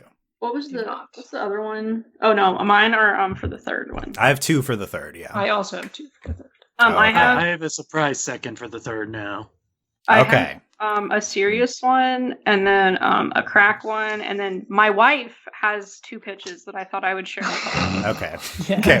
We have a lot to get into from Kat. So let us know what you thought of our next Avatar series ideas. I keep saying what our Avatar ideas. That's what the whole show is about. But I mean Avatar, the entity, the next Avatar. Anyway, here's the third category, because we have a lot of pitches coming here. We don't need to dive in as much. Any other type of movie or shows you'd like to see from Avatar Studios. In theory, there's, Marvel or Star Wars, right? They have these random TV shows on the streaming services about, ranging from like a whole show about Obi-Wan Kenobi diving more into like an existing character to, I don't know, the Acolyte stuff is going to be, I don't know, it's gonna featured be something new stuff, It's past. Get past stuff. Okay. But We don't do new stuff. It's all in the past. But the thing is, the Star Wars past is like This one is the favorite pitch that I did.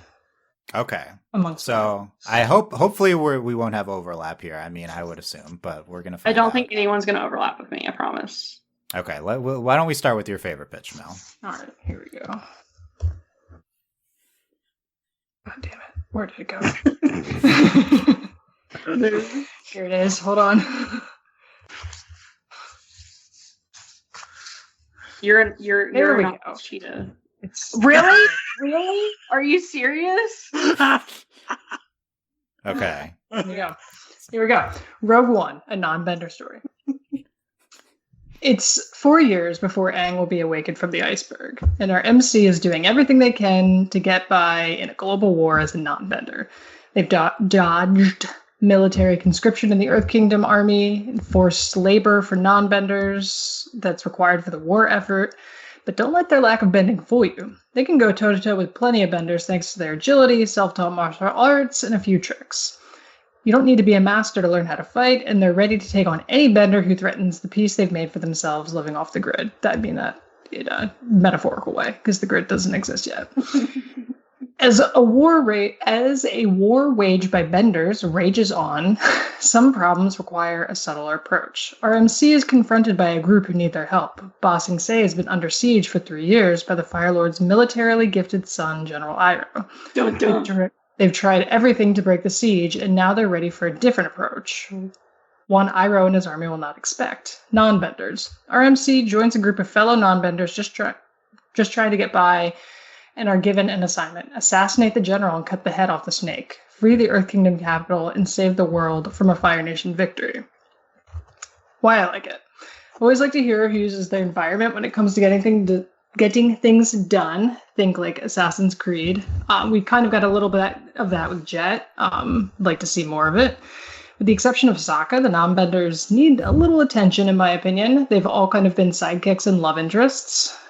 Statistically speaking, they're probably half the population. Their stories are interesting too, especially considering the power imbalances that they face. I like the Rogue One idea, obviously, of going with a character who, like, his name will be lost to history, but otherwise what they do is, like, extremely important and crucial for the world. And I'd like to see exactly what happens with Iroh and Liu Ten in the siege. In my version, Liu Ten is collateral damage in the assassination attempt on Iroh. Ooh. This makes me depressed. Like, you're just making me depressed after watching Rogue One. I really like this, and I also hate you. Oh.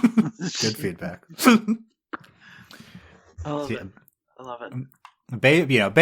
Loosely based on the Rogue One and just generally like inserting into the story the like timeline we know with characters we know. But I definitely think this is really interesting. Like doing that, like it's kind of like you think there's not much to do, but there is. It's a way to get more into the Iroh siege with the show always like again another thing the show likes to hint at but never really gets into too much. And Liu Ten, I didn't go there in my head with like, let's go new characters in the existing story. That's not where I naturally go to with the pitches, but, I think, Rogue One and maybe some other things too. I think it's a great, direction, a really creative way to get more into the existing canon. Which probably is appealing to them to some extent. This is also like really controversial because like, Iroh's like, this great character and it's like, he's also a war criminal. And the thing is I'd like to see what he was before we do. Yeah, like the other side. This like wise, good person. Because it's like, for the vast majority of his life, he was probably raised in a very similar way to, obviously a very similar way to like Ozai and Azula, all that. And clearly believed in what he was doing because he was an accomplished general and sieged a city for 3 years. So, I'd be interested to see him as a villain. Okay, maybe we'll go to Ben next then. But yeah, you always see the occasional like social media posts like, oh, people forget Iroh was like a big war criminal. People are interested in that and getting more into that. I think so. I think that's a great direction too. And then the non-bender aspects, I agree. After Korra, you think, and season 1, you think we would get more into this. It does again seem like something that's on Mike and Brian's mind. My idea isn't as fleshed out or as good as Mel's, but it is similar. Okay, so we have more coming on that front. Okay, so we can go to Ben and Delaney next. But yeah, I'm green lighting this one. I think it's a great.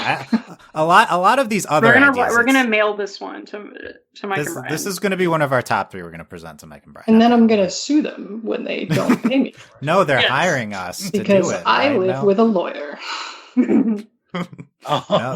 No, we're being hired. So yeah, Avatar Studios. If you're interested in us, podcast@overlyanimated.com. Get in touch. I'm offended you haven't gotten in touch already, but that's okay. Okay. So there you go. We can talk more about some of these concepts, it seems like. Ben, why don't you go next and then Delaney? Do you want me to post both of mine or just one? Just the one that you mentioned. Oh. Yeah, so this is my surprise one, so let me get this. Surprise. A surprise to you, maybe, but yeah, I was gonna say we hadn't seen any of them. Well, I didn't send this one to you, Dylan. So. Yeah, well, I didn't see your other ones from the top. I was trying to. Oh, okay. Them. I just happened to notice we had the same one. Here we go. The man who would have been Fire Lord. Okay, where is this in the document? Is it below the recent one? Sorry. God. Although I feel like I did not. I'm putting it back. I'll put it to the top. Oh, okay, there you go. Gosh, I feel like I did such pathetic work compared to Mel. Mel's are longer. It's okay. We can merge them. We can merge them. It's fine. Okay. So yeah, I guess the idea I had, the man who would have been Fire Lord is like a mini series, focusing on Iroh before we meet him in Avatar: The Last Airbender. Like, looking at his upbringing, him becoming a general, leading the Fire Nation's armies on Ba Sing Se, losing Liu Ten, what that did to him, and how he became the man we know him in Avatar: The Last Airbender. And I think that's why this idea sounded great to me, was just he's easily one of the most interesting characters in all of the Avatar franchise. And yet there's these big stretches of his life that we have some major question marks. We get little hints of it about like he's aware of the spirit world and spirits in general. He saved the last dragons from being, from dying, from going extinct. Like we get these little bits, but we don't have a full picture. And I feel like, I want them to do new stuff, but going into some of these like stories that I think a lot of fans are curious about, I think is not a bad idea either. So. Nice. Side note, but now that we keep mentioning that Avatar keeps bringing stuff up and then not talking about it more, it's kind of one of the hallmarks of both series. So we really need Avatar Studios to dive more into stuff that they keep teasing and not fleshing out. You can't. You have no excuses now. Maybe a bad instinct of Mike and Brian and the writers. I don't know.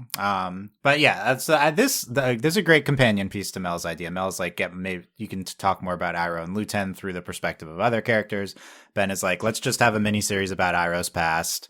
I think this is probably one of the, if you were to poll Avatar fans, I think maybe this would be one of the more commonly suggested ones. I think people would love to have a show just about Iroh's past. Mel and Ben's are like the A and B plot.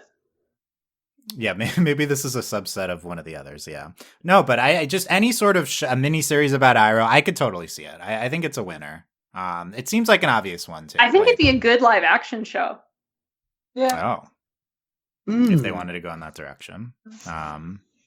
Just because it's probably on our minds just because we saw the Netflix Avatar show do Iroh stuff pretty well. I obviously want to see more glued on beards. That's glued on beards. Well, now I'm like, what if we did the Fire Nation royal family, but it's Succession?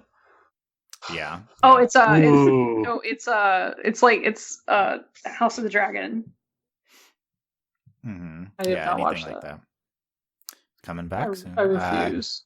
Okay. After the Game of Thrones ending, is that? Yeah, I'm not, and I already know how that story ends too. House of Dragon's better. It's good. Yeah, but I know how that story ends. Like I read the book. Yeah. So I think this idea falls in the category of like a mini series on an existing character. Like I think that's a good way that they could go here, and I think this would be the most obvious one to do that. I think this is the first one they should do if we're going to get into like a series on an existing character, getting more into them. Yeah. Yeah. Cool. Good stuff, Ben. Good stuff, Mel. So let's now get to Delaney's non-bender pitch, I assume. Yes, and I have other ones, but we'll just do the non-bender one. What the hell just happened? Where'd it go? It went. Oh, it's because my pointer was down here. I'm sorry. If you hear this, by the way, people are struggling with the Google Doc, the outline. You guys can't see it. Delaney just pasted into some random location in the Google Doc. Who knows how she got there? We don't know. All right. So I have Avatar, no Avatar, and then actual title would be Tales. No Avatar. So a non-bender show with a token bender. And it'd be like Adventures Without the Avatar, and you can have like Avatar stuff going on in the background. Like you could do this even with Aang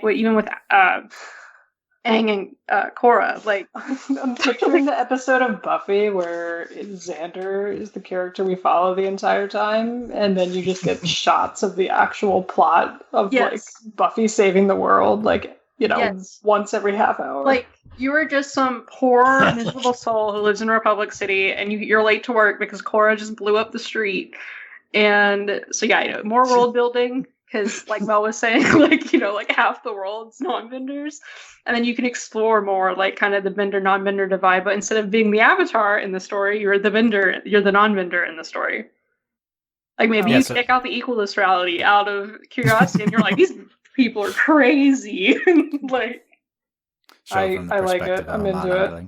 So there's a Star Trek animated show, Lower Decks. Yes. This reminds me of. It's about like the people in the Star Trek crew that are like the lower jobs on the ship that aren't like the commanders and stuff. So I think it's I guess Star Trek Expanded Universe is another one we can reference that they're kind of going to. So I think that's a successful model and people really like that show. Is this comedic? Do you feel like, Delaney, or is this more of a I think drama adventure. I mean, it's a little comedic, but I do think it's more of that kind of exploring, like, this is a real issue, and they bring it up in Korra, but this is more of, like, a more kind of down-to-earth. For me, this is a less fantasy story, kind of, like, or, as opposed to, like, all the heroics, like, in Avatar and Korra, these are all the best benders of their age. And here, you're just a regular dude. I don't even think necessarily you should be, like, they should be martial artists. Like, they can just be, like, hanging out, or, like, just having, like, regular lives. Yeah, so not even someone who's proficient in fighting, just like a normal person. And maybe it's like a satire through like showing the normal person's life, contrasting. I think really that's what you're getting into. Like, contrasting with like the bigger Avatar fantasy stuff happening in the background. Yeah. And like you're just like hanging out and you're like, oh my God, like what happened now? Like I think it would, and you're like, oh great, the Avatar is here.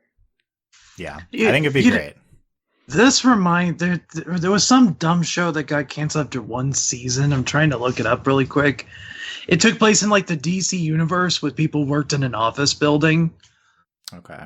A Powerless. It was like some comedy with They were like people who worked at like Wayne Security, like developing products to protect ordinary citizens from like superheroes and supervillains. So I feel like it's kind of like this where it's like, stuff, like they said, stuff's happening in the background with like Korra and stuff, yet it's focused on, other people. It's kind of like Carol in the End of the World, which is also the vibe I was getting from your pitch. Yes. It's like, it's Carol in the End of the World, but I have superpowers. Normal people in the Avatar world. Yeah. It's a fun concept in general. I like it. Yeah. Will this, you have to think this isn't this is probably true of all of our like side ideas, but probably not the first thing they're going to do with Avatar Studios, but could this be show number like 5 to 10? That would be great, right? Like once we eventually start getting into this type of thing. Yeah, I like this as well, Delaney. This is the most fun category. These are all fun. So let me give you my first other pitch. Delaney was mind melded with me apparently because we referenced the school show. So let's do Avatar School. So this is Asami University. This is called Asami University. As her last act as Avatar, Korra founded an interdisciplinary bending school where the most promising benders of all nations could study together. Series details a group of friends training together in their different bending types and their daily school lives and relationships. So the Asami part is just like a joke, but she would name it Asami University. Yeah, that's just the most creative thing Korra could come up with. Yeah. It's okay. So, I mean, Asami was like, I need this giant statue of Korra right here. I recently saw a tweet about that, and I was reminded that she did that. My bestest best friend in the whole wide world. Make sure to make her biceps really big. We need to re-examine Korra through the Korrasami lens. Yes, we need to do a full really deep. That's when we do the rewatch. Yeah, there's some like Korra crack series, like on YouTube series that like basically was like repositing every interaction that Asami had since entering the show was entirely predicated around trying to get as close as possible to Korra. Yeah. It's true. Look, this warrants further investigation by us for sure. Yeah. Yes. Okay. Anyway, it's just all right. We could do hidden Korrasami. Hidden. It's true though. And I'm surprised we haven't pitched Korrasami stuff more. Honestly, we'll see if that changes. But this is vaguely the background Korrasami.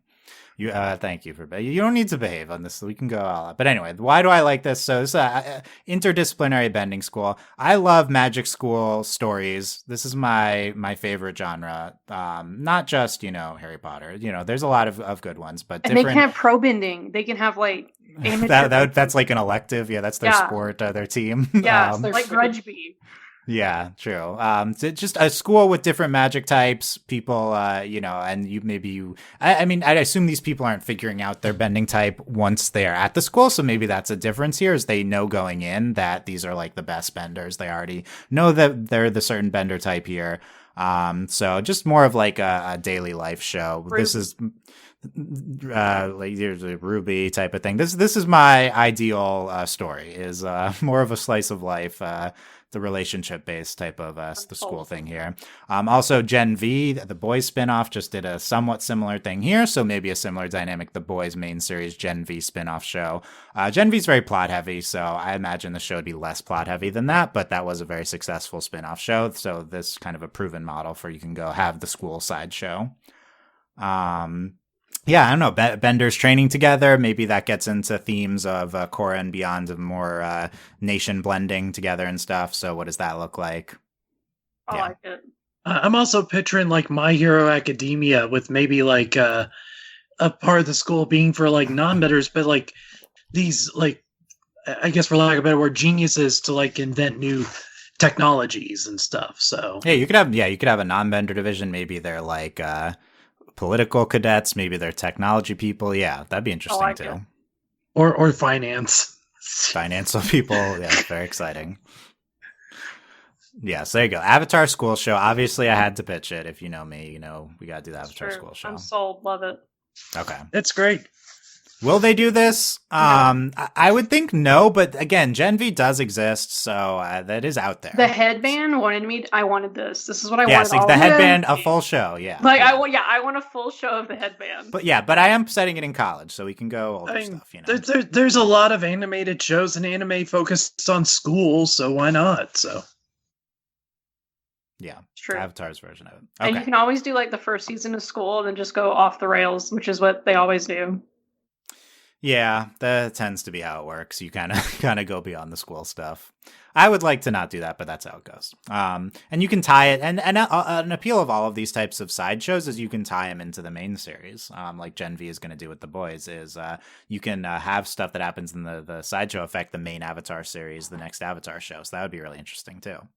Yes. Will we get multiple sequential shows from Avatar Studios? That seems like such a stretch right now, but that would be ideal, I feel like. Okay, why don't we go back to Mel for the next? Okay, this is my last pitch. Okay. The title was meant to. Well, I'm just going to post. The title was meant to be like a Clone Wars Rebels joke, but it actually, I think, could be the title. If it helps, I immediately got that it was a Star Wars joke. I knew you would, but I needed the rest of the world to know. I'm just loving all the Star Wars references. A lot of Star Wars stuff. Anyway, Fire Nation, Rebels. The Fire Nation has a new ruler. I was going to bring this up with your other pitch. I knew I was reading your mind. For a little bit, I honestly got them confused with each other because they kind of happen around the same time. So I had to make sure which one I was posting when. Completely valid. But the Fire Nation has a new ruler. The sudden death of Azulan and this disgrace of Iroh has put an unlikely person on the throne, Ozai.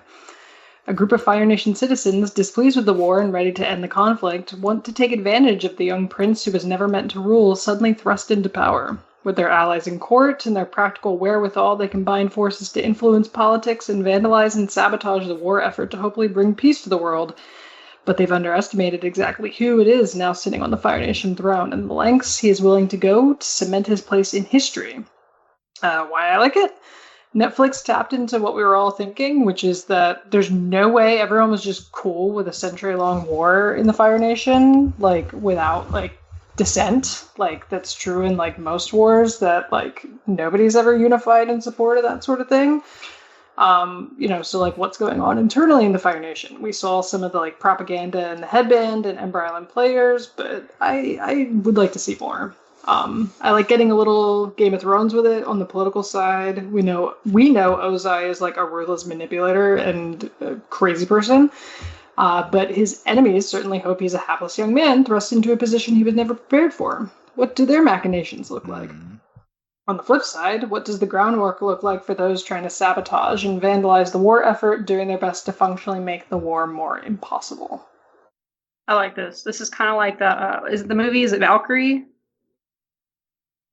It's like the that's like the vibe I'm getting. With I like it. Tom Cruise. Yeah. They're gonna fail, but you just want to make a really sad Star Wars story. That's what you want to do. I'm telling you, Rogue One really, really, really did it for me when it came out. Oh no, Rogue One is so good. Rogue One rewrote my brain, but still, you're messed up, and that's okay.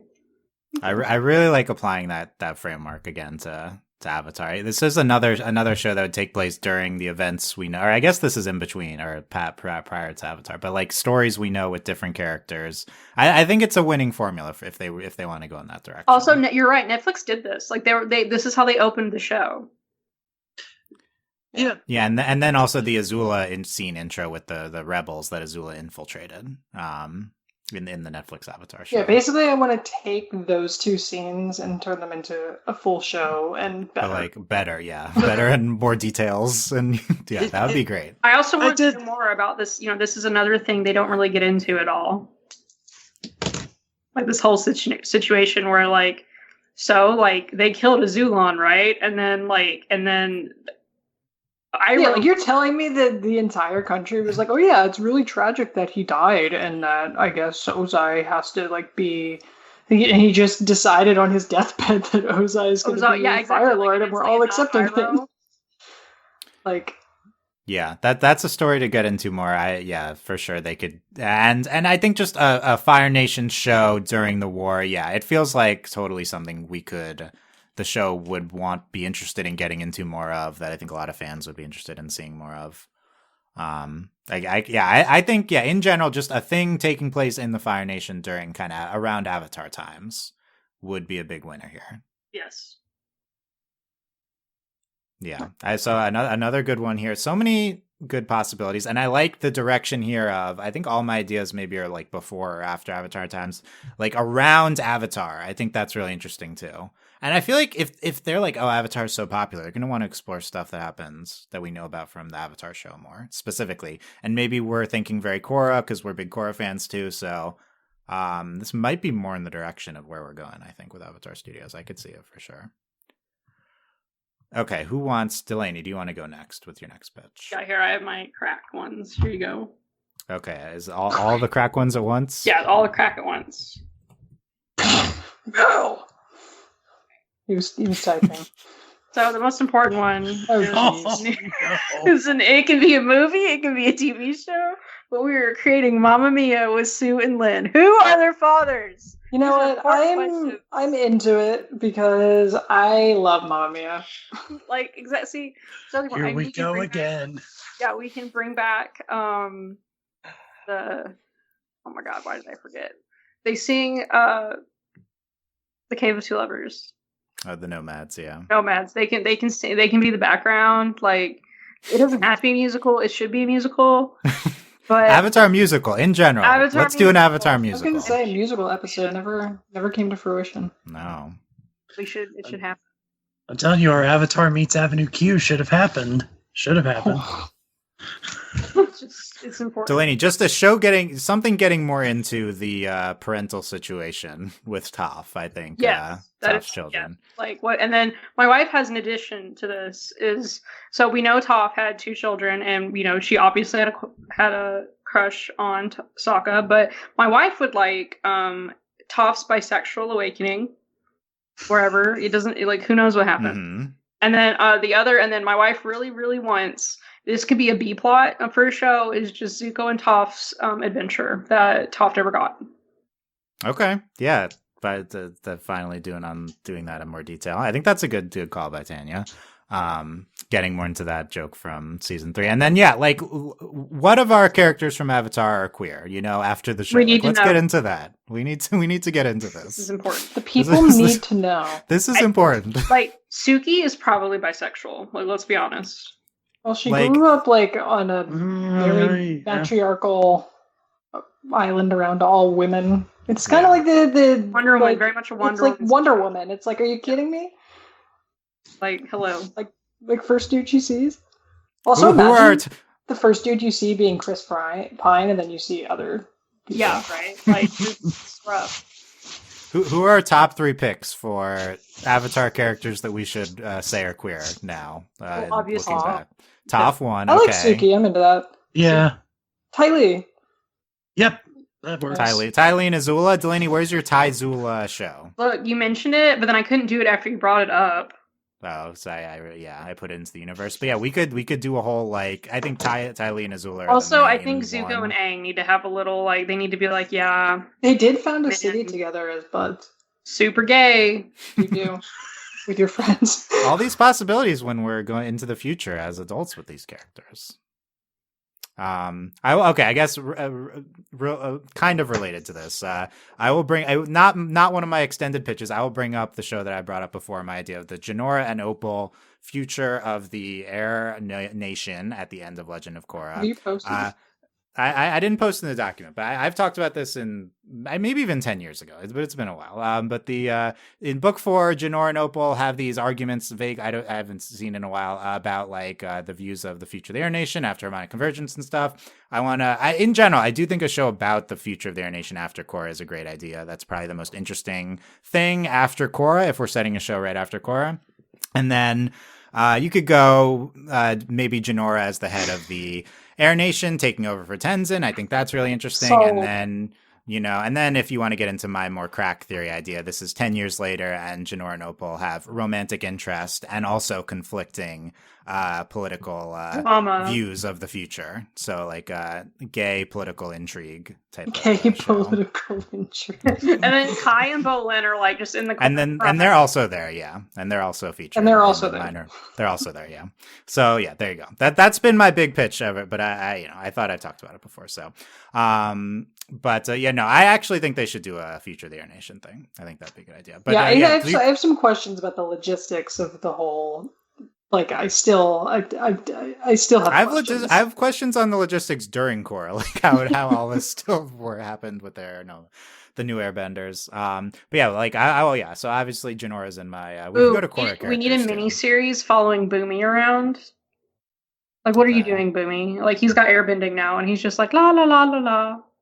The new Boomy. Yeah, yes. Yeah. No, their son Boomy, not a show just about the Napoleon Dynamite Airbender. Yes, correct. Remember when he had his blow up between season 3 and 4? Getting more into Aang's kids. Okay, we're going in a lot of direction. Okay, this is good. So good stuff here. Ben, do you want to post your next pitch? Sure. Okay, we're gonna highlight this. Okay. So I've got more boring ones compared to everyone's. I swear. I know we were going in more of a humorous direction, but that's okay. Okay, yeah, not the most exciting, I guess, but the Tales of Korra. I guess it's just a mini series that takes place, maybe 10 years or so after the end of Legend of Korra, and just kind of lets us see like where everybody's at. Where's Korra and Asami in their relationship? Has Bolin screwed up his relationship with Opal yet again? Most assuredly. Does Mako even deserve love? No. No, I'm okay. It's okay. Mako is queen of the Earth Kingdom with Wu. Like, it's fine. I was going to say, where's speaking Mako of and Wu characters who are probably there you go. Yeah. Has Varric screwed up his marriage? Like, just already. But no, like to be a little serious, like it just. I don't know if we can get a full movie or full show out of that, but it would be nice to just kind of revisit the characters a little bit just to see what they're up to. Hey, wait, this is just like my pitch. We can do this, but it's the Korrasami wedding. I don't see any problems with this. Yes, Korrasami wedding. Started off from the Korrasami wedding. That would I would love to check in with the whole Korra world. Just continue the story of Korra 10 years later. I think it's great. Is this just what the Aang movie is doing in movie form with Avatar? I'm a little afraid of that. Yeah, like it's like this is the crowd pleasing thing, but the thing is Korra is like so much less popular than Avatar, so it's like they make the Avatar follow up. But is it just this fan service kind of follow up, checking in on everyone? I've got a feeling the movie, like to be real, I think the movie's going to be kind of like a half appealing to the fans and half like a serious plot. Yeah. I do think they're going to do something serious that does connect to the future, that this series could honestly just be more fan servicey in that you don't need a serious plot. We just want to see what these characters are up to, So yeah, no, I like it. I'd love to follow up with Korra. If we were making our personal most desired fan servicey picks, just a Korra follow up miniseries, that would probably be towards the top of our list. So. Yeah. That definitely counts for something. Then there's really interesting stuff to follow up with, like Ben was getting into, and just what happens to this world after. It's really interesting too.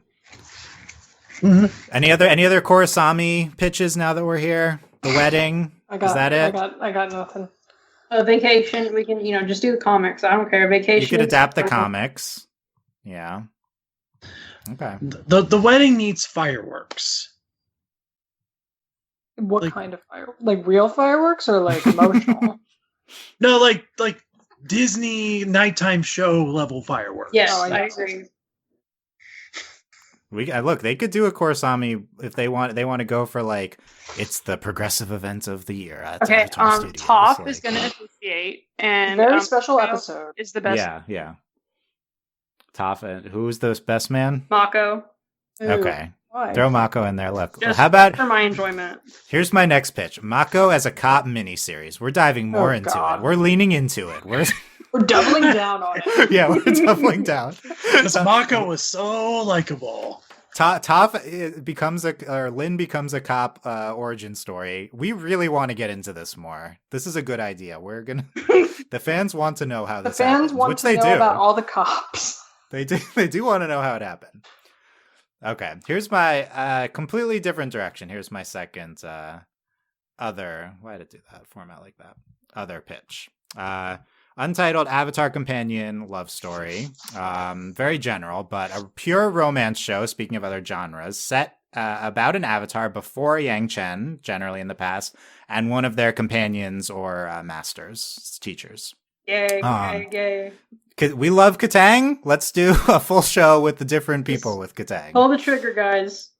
Okay. Katang-esque Avatar companion romance dynamic, but fully fleshed out as the main aspect of a show. A much chiller slice of life Avatar show. Obviously, I'm interested in this. Explore a random Avatar way in the past, before the book, the ones that are named currently.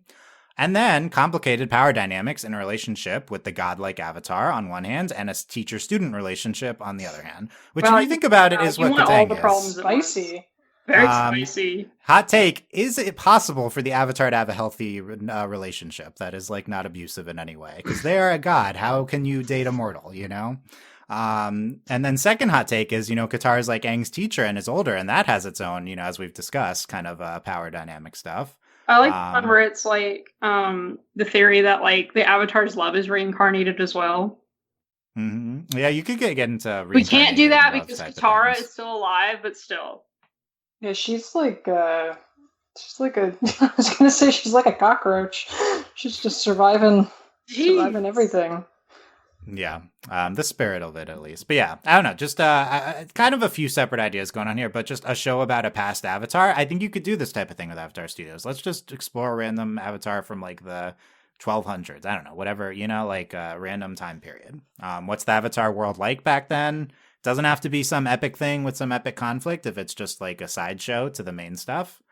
And then different genres. Like I said, a school show before. I'd like to see a pure romance show. As Avatar has always been interested in romance, but it is always kind of like a side. They're afraid to do it. Be like, this is a romance show, and that's what I want. We should Bridgerton, but it's Avatar. Oh my god! Yes. Oh, spicy. Something like that. Any interest in seeing avatars before, or any interest in seeing adaptation of the Kyoshi novels or the other novels that we're getting? Yes, I will say I don't care about like. I'm more interested in a future Avatar than I am like a past Avatar we don't know about. It's the thing I like the appeal of going to the past is that you don't have to worry about this technology stuff, and you don't have to worry about the canon. Because we have no canon. Dylan, in yours, the future, she has an AI girlfriend. The future, the future show, yeah. You can do, we're gonna do her, but Avatar. It's a robot girlfriend, yes, exactly. But yeah, we don't know anything about Wan until Yang Chen, right? So like, you can do whatever you want there, and it doesn't matter. So I think there's some reason to do that. It's probably less exciting, but I just really want the Challengers pro bending show. That's what we need. It would be great. Agreed. Just imagining this song, the Challengers song playing during a permanent match. You can put Mako in there too. Like, I mean, I Mako, guess the season Korra, one of Mako, and Romance Bolin, was kind of, basically yeah. Challengers. It is, and then it's like, LOL, here's a Sami. Look, we just need Mako and Bolin not to be related, and we're It's set true. and sail It's here. true. Yeah. And then you throw. Oh man, it would be good. Pro bending show. We have a lot of ideas on the side as well. Anyway, does anyone have any other full pitches to give, or is that it for everyone? I'm done. I'm tapped out. Okay, Ben, you also done? Yeah, I've gone through mine. Okay, any other quick hits now that we're mentioning these side ideas? I think I'll give my. I've mentioned this one in the past too, so I didn't want to turn it into a full one. But so step one, bring the past lives back. For Yes, Delaney. thank you. Jesus Christ. Step two, a future avatar with the past lives. I want to know, and I did pitch this on a previous podcast, but it sounds familiar. I want to know what the identity of the avatar looks like when you have so many previous people literally comprising your identity. What does that do to your identity? Gender-wise, specifically, I think that's really interesting. The avatar, if the past lives are there, has people of all genders as literally comprising themselves. So I want to see, a trans, non-binary. You could get into gender fluid, pangender, whatever direction with the avatar themselves. I think that seems like a natural extension if we're getting more into identity stuff. With these like tangible past lives, how does that affect someone's how they identify in the modern world? We could also tie it in with your other one, and it's like she makes like an AI simulation to talk to her past lives. You just want to tie it. Yeah, I mean, you could do that in the next show too. Look, yeah, it was just an idea I had. I can't help it. Yeah, I mean, I really would like to see a trans as like the umbrella term. I don't care how binary maybe trans they just avatar. Like, get struck by lightning, but I want the past lives back. I don't care. Bring them back. Struck by lightning. They're back. Oh. Bring them back. We should bring them back. Yeah, I think that was a dumb thing that they did, and I don't understand why. I will never forgive them for what they've done. Just for the sake of our next avatar not having just Korra, right? Like that's give them more people to talk It's like to. there was a comic someone made, and it was like they just have Korra, and so they're like stomp on him, just punch. Yeah. Like, Yeah, So- that's the type of thing, and interesting to see how they handle it moving forward. Go ahead, Ben. I don't know how I never saw this before, but like a year ago, they released on the official Avatar YouTube channel. They literally released a video of recreating Avatar with puppets. Is this our friend Kevin, or is this? I think this has come up before. Do you have a link to that? Yeah. Let me see if I can get that link. Hang on. I assume they have different puppet things happening at this point. But you could have a stop motion avatar show. We could do the full puppet show. That'd be cool. Full puppet bending show. Puppets. Hang on. I'm gonna get it really quick. I'll send it. Yeah. Okay. I do love me some stop motion. Avatar While Lego we're- movie. Okay. Yeah. While we're getting here though, we can start to wrap up. Delaney, what's on your mind from all these pitches? What's standing out the most to you? They should actually hire Mel. Yes, agree. Mel's a great pitches. It kind of makes me a little worried about the movie. Like, I feel like the movie's not going to be as good as our pitches. I'm sorry.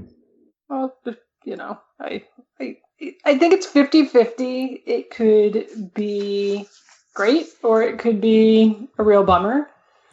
I think it depends on if they're trying to go for broad appeal or if they're trying to speak to the original audience. Yeah. Yep. Agree. There's just so many Avatar fans that I think you can do some of these types of things. I'm looking at the puppet video. I'm not sure if this is our friend Kevin from the back in Avatar days who did the puppet bending. I can't. No, tell. I think it's someone different. So. think Oh it's my probably god, I something keep different. pausing it. It keeps playing. Shut up. Oh, that was mined from the depths of my brain. Puppet bending. Yeah. Kevin, yeah.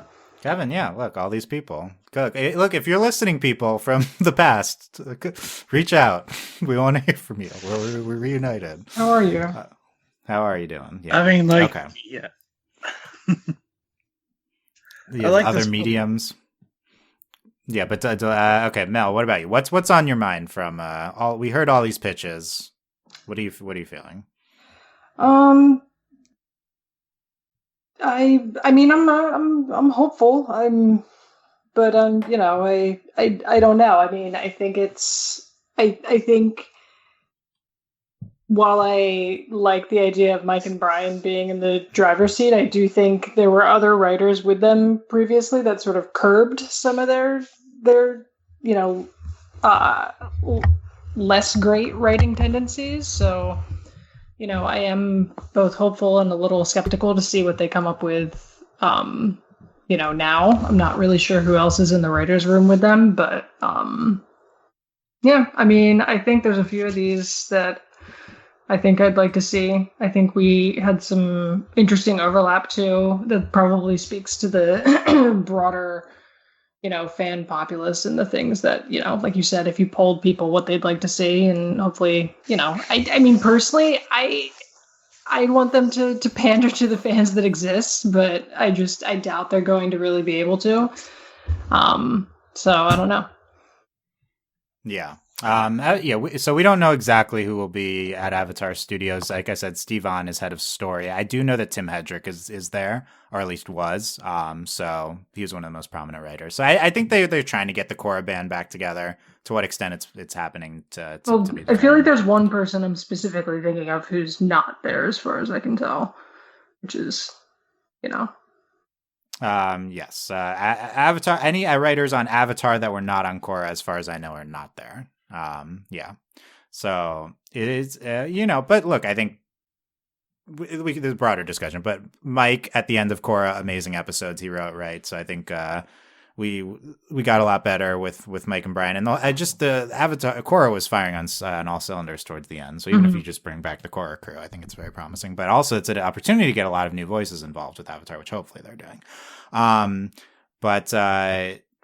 don't remember what I was also going to follow up with what Mel said, but so the movie, we're talking about broad appeal with the movie because it's like in theaters in theory. But if the Avatar show is just direct to Paramount Plus, and this is like a vehicle for the streaming service, then I feel like you can just appeal to the Avatar fans more. So, you know, I'm more hopeful with this non-theatrical movie content, I guess. Like weirdly, even though there's benefits, obviously, and it like could reach more people in the theater and stuff, like you just worry that means they're going to try to go too wide. So I don't know. Like not going to the theater. Yeah.